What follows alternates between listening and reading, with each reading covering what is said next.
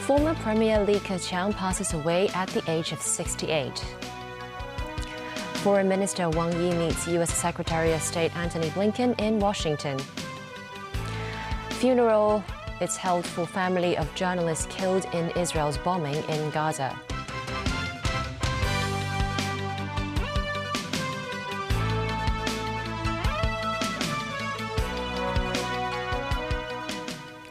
Good evening and welcome to TVB News. China's former Premier Li Keqiang died at the age of 68 from a heart attack in Shanghai on Friday. Li, who had a doctorate degree in economics from Peking University, served as Premier for a decade before stepping down in March this year. The sudden news of Li Keqiang's death was announced this morning on state media outlet CCTV. 国务院原总理李克强同志 近日在上海休息。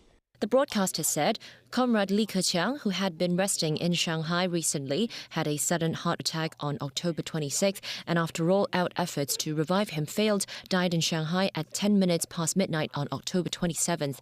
He was 68. China's former premier was born in Anhui province in 1955. He was a law graduate from Peking University and later earned a doctoral degree in economics. Li was elected as the alternate secretariat of the Chinese Communist Youth League Central Committee in 1983. In 1998, he was transferred to provincial work and became governor of Henan province at the age of 44, the country's youngest governor at the time. In 2004, he was transferred to Liaoning province as party secretary. Li entered China's core leadership in 2007 as the youngest member of the Politburo Standing Committee. 李克强同志 The following year, he was appointed as vice premier. In 2013, he succeeded Wen Jiabao as premier and served a second term in 2018.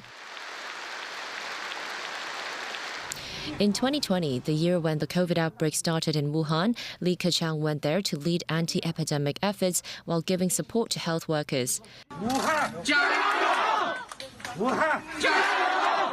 In order to help the economy, Li advocated street stall economy to create job opportunities, but the proposal faced widespread criticism. In August 2021, Li inspected the deadly floods in Henan province and promised to help victims rebuild their homes. Last year, he hosted his last press briefing as premier. 今年是本届政府的最后一年。 Li Keqiang said he and his colleagues would do all they can to fulfill their promises. 人民群众对政府工作还有 In March this year, he submitted his final report to the central government. The late former Premier Li Keqiang visited Hong Kong several times in various capacities. Back in 2011, Li visited the SAR for 3 days. Apart from taking district tours, Li announced 36 measures to show the central government's support for Hong Kong's economic and social development. Jacqueline reports. 12 years ago, then Vice Premier Li Keqiang embarked on a 3-day trip to Hong Kong in mid-August. 尽可能的 I hope to get around more, see more, and listen more here, Li said. So he did. Li took the time to visit an elderly home in Homantin. 香港有今天有你们 Li said the success of Hong Kong today was the result of the efforts of the older generation. Li then headed to Painting Estate in Lambton. 公屋对 After tapping views from public housing tenants, Li said public housing was important in addressing the city's housing problems. Another stop, the middle-class Laguna City.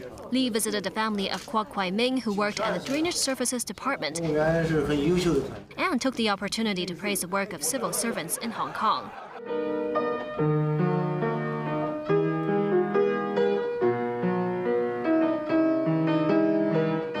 Today, the Kwok still keep the tea set gifted by the former premier well.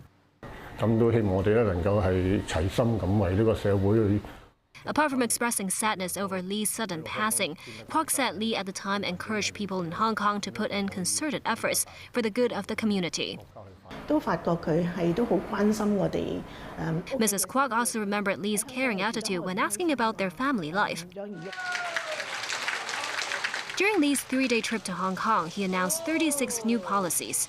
They included expanding the Mainland and Hong Kong Closer Economic Partnership Agreement, or CEPA, and allowing mainlanders to buy Hong Kong stocks indirectly. Li also attended the centenary ceremony of the University of Hong Kong, where he delivered a speech in English. HKU is for China. It has become a key higher education institution in China, playing an increasingly important role in China's development and its integration with the world. Li also officiated the completion ceremony of the new government headquarters at Tamar. After becoming premier, Li spoke about many Hong Kong issues, including the Occupy Central movement in 2014 and the social unrest in 2019. While saying that Beijing's policy direction and support for Hong Kong would remain unchanged. In 2022, Hong Kong was pummeled by the 5th wave of COVID pandemic. 中央政府每天都在关注着。 He urged the SAR government to shoulder the responsibility to fight the virus. Over the 10 years of his tenure as premier, 3 SAR chief executives had paid duty visits to see Li. Li called on the city's leaders to resolve the livelihood issues of Hong Kong people. As early as the 80s, Li led a delegation of All China Students Federation to visit Hong Kong. He also witnessed the handover of Hong Kong in 1997. Jackie Lin, TVB News. Foreign Minister Wang Yi met with U.S. Secretary of State Antony Blinken in Washington, which could help pave the way for a possible future meeting between Presidents Xi Jinping and Joe Biden. Chinese state media said the two sides conducted an in-depth exchange of views on China-U.S. relations and other issues of common concern. Wang called for joint efforts from China and the United States to bring bilateral relations to the track of stable and sustainable growth. Daniel Rao tells us more. Foreign Minister Wang Yi held his first meeting with U.S. Secretary of State Antony Blinken at the start of his 3-day diplomatic visit to Washington. Good evening. I'm very pleased to welcome Foreign Minister Wang Yi to the United States. I very much look forward to constructive conversations over the next 2 days. Blinken also expressed his condolences on the passing of former Chinese Premier Li Keqiang. Wang said China and the U.S. share important common interests and challenges that they need to resolve together. Wang said China and the United States need to have in-depth and comprehensive dialogue. Wang said such talks would help reduce misunderstandings, help stabilize China and the U.S.'s relationship, and return it to the track of healthy, stable, and sustainable development. Wang's visit to Washington comes after several top U.S. officials, including Blinken, visited Beijing in the past several months. Analysts expect Wang's talks in the U.S. to focus on preparations for an anticipated meeting between President Xi and U.S. President Joe Biden on the sidelines of the APEC summit in San Francisco from the 11th to the 17th of November. It would be Xi and Biden's first in-person meeting since a summit in Bali last November. Wang and Blinken will continue their discussions on Friday, with Wang also expected to meet U.S. National Security Advisor Jake Sullivan. Furthermore, Wang is also reportedly expected to speak with U.S. President Biden during his visit to the White House. Dunwell, TV News. The United Nations General Assembly will vote later today on a potential pause in the Israel-Hamas conflict. Hamas representatives have told Russian media there will be no more hostage releases until a ceasefire is in place. This as Israel has struck more Hamas targets in the Gaza Strip after killing the family of a journalist earlier. David Garrett reports. Al Jazeera's correspondent in Gaza, Wahil al-Dahdu, mourning 4 members of his family who were killed in an Israeli airstrike. These women wail, with children among the dead. Gaza's health ministry says 7,000 Palestinians have been killed since Israel began its campaign against Hamas 3 weeks ago.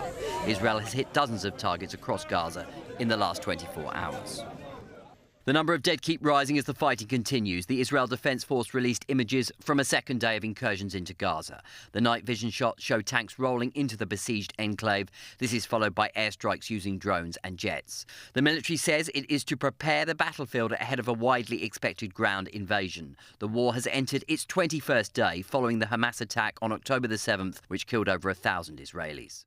As the humanitarian crisis in Gaza deepens, the 193 members of the United Nations General Assembly will vote on a ceasefire. The two sides put their cases. The man on the ground is an agricultural worker from Thailand. He's not Israeli, he's not Jewish. He was merely alive trying to make a living for his family. But he was decapitated with a blunt gardening tool. Horrifying. Check out your mobiles. Thousands of videos depicting the abomination, the horror, the inhumanity to which thousands of Palestinians are being subjected and have been subjected. Killing Palestinian. Jordan, acting on behalf of Arab countries, proposed the vote for a humanitarian ceasefire. Palestine's ambassador to the UN urged members to stop the killing, stop the madness.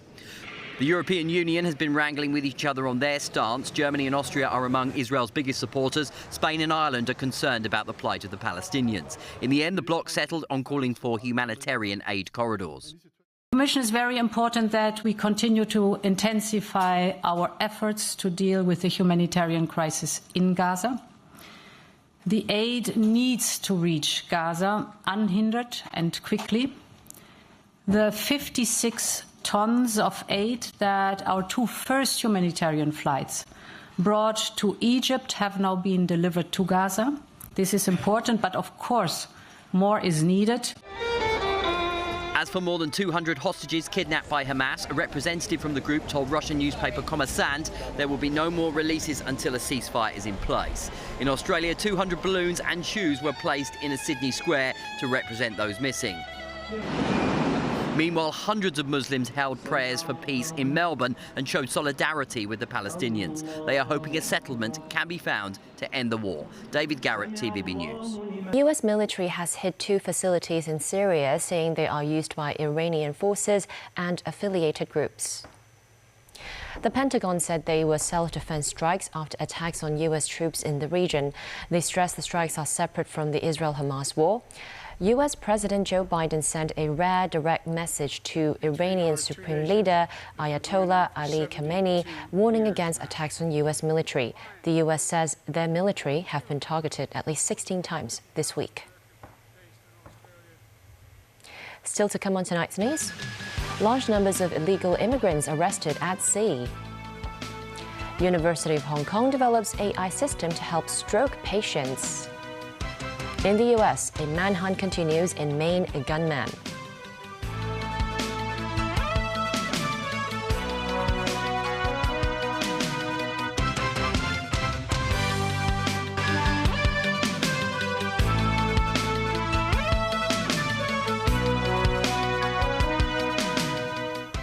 Welcome back to TVB News. More than 20 suspected illegal immigrants were taken away by the police after they were found crying for help on Waglan Island. This is the third case involving illegal immigrants within the last week. Some lawmakers said there is an increasing trend of illegal workers coming to the SAR and urged relevant authorities to redouble efforts in tackling the issue. Timothy Lee tells us more. A group of alleged illegal immigrants were taken away by law enforcement officers to the Marine Police Aberdeen base. At around 6 this morning, some fishing vessels found some people crying for help on Waglan Island, located in the southeast of Hong Kong. The fishermen reported the incident to the police, who arrived at the scene to find at least 28 non-ethnic Chinese individuals. Earlier this week, authorities had arrested suspected illegal immigrants at Sai Kung's Kwo Chau Islands and Hai Island Reservoir on Sunday and Wednesday, respectively. Chairman of the Legislative Council Panel on Security, Gary Chan, said he believes most of the suspects arrived in the SAR to become illegal workers. He added they may have been planning to work in construction to make some quick money in the city. In the past 3 years under COVID border restrictions, Hong Kong recorded an average of between 1,000 and 2,000 illegal immigrants annually. More than 800 of them were arrested in the first 3 quarters of this year. Over 70% of them were non-ethnic Chinese. This as figures from the Immigration Department's online reporting of immigration offenses recorded more than 500 cases as of March this year. Lawmaker Gary Chan said many illegal immigrants may still be hiding and yet to be caught by authorities. He stressed the need for the government to strengthen law enforcement in this area. He added the SAR needs to increase intelligence sharing channels with its Southeast Asian partners to conduct cross-department operations regarding illegal workers. Timothy Lee, TVB News. The University of Hong Kong has developed a mobile app to help patients suffering from stroke with recovery exercises with the help of artificial intelligence. The research team in HKU teamed up with the Rehab Society to create an app that contains 10 sets of muscle training.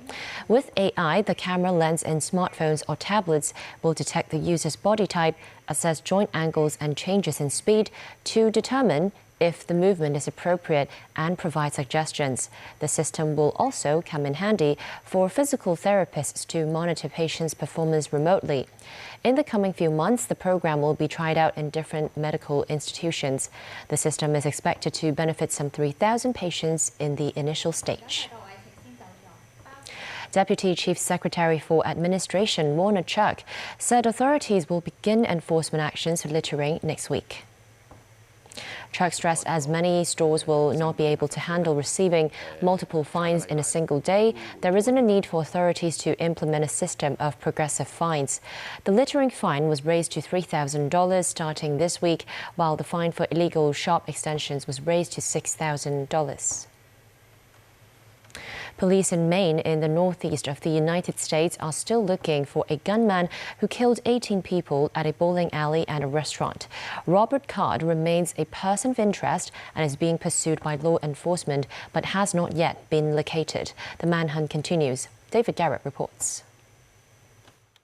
It was quiet at Shemenji's Bar and Grill restaurant on Thursday. The only evidence that something terrible had happened one day before were the police vehicles and the investigators outside. At least 7 men were killed here. The shooter had already visited a bowling alley where others were shot dead. This small community is grieving. This is a dark day for Maine. I know it's hard for us to think about healing when our hearts are broken. But I want every person in Maine to know that we will heal together. Many in Maine are scared with the gunman still on the loose. The manhunt was continuing more than 24 hours on from the shootings. Police released images of the suspected gunman but told the public not to approach. Authorities have made 40-year-old Robert Card a person of interest. Card is a trained weapons expert, had military training and was in the Army Reserves. He underwent treatment in a mental facility earlier this year. Currently, there is an arrest warrant for 8 counts of murder for Mr. Card. And the reason it's 8 counts because 10 people have not yet been identified. As those people are identified, the counts will probably go to the total of 18. He should be considered armed and dangerous.